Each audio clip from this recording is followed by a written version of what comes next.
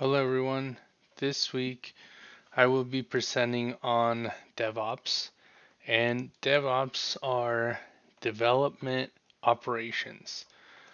So the entire purpose of DevOps is to facilitate and improve the process of developing, launching, and monitoring an application. And here, as you can see, we have different phases and different tools that are used in the DevOps um, process. And it starts with the plan, then code, then build, test, deploy, operate, monitor, and integrate. So we'll talk about those.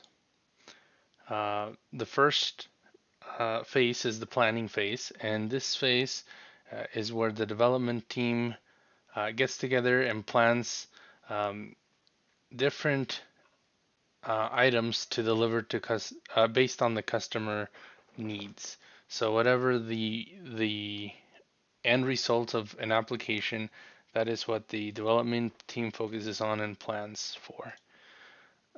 Then in the next phase is coding. So the development team gets together or they split the workload amongst their team, and then they use version um, different.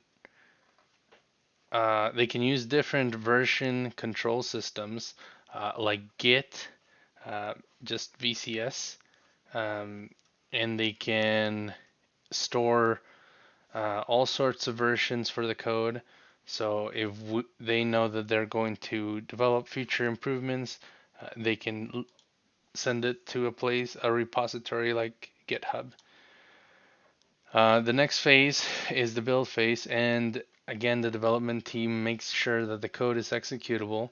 And there's many different tools.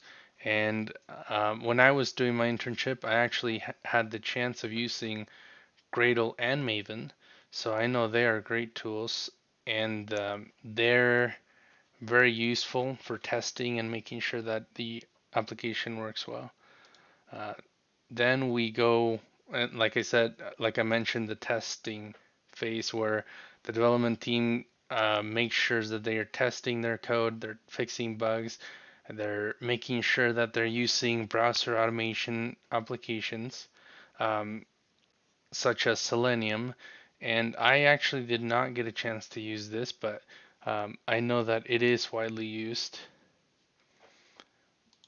Then after the bugs have been uh, fixed, then we get to the deploy phase. And the deploy phase is simply just the portion where we're moving away from the development team and we're handing it off to the operations team. And they're going to take over and they're going to do their own verifications. And they're going to launch um, the the application so that the end user can actually start to use it. Um, and here we see in the operating phase that the operations team deploys the code to a production environment where the end user can use the application, like I said before. And one such application that can do this is Docker. And Docker is really good in making sure that you get good feedback in case something fails. Um, then the next step is the monitoring step. And this is actually a really important step because we want to make sure that even if our initial checks have gone through, they've all the passes have been verified, nothing has seems to be at fault or anything like that. What the monitoring phase does is we use a monitoring tool, a server monitoring tool that actually looks at your server and makes sure that if there's any downtime or if certain users are having a hard time accessing something, it will report it back to you or a spreadsheet or a team.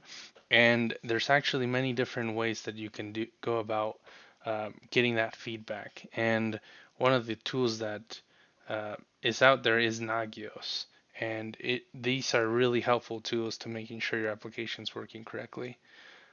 The next step here, and the last step, is the integrate stage.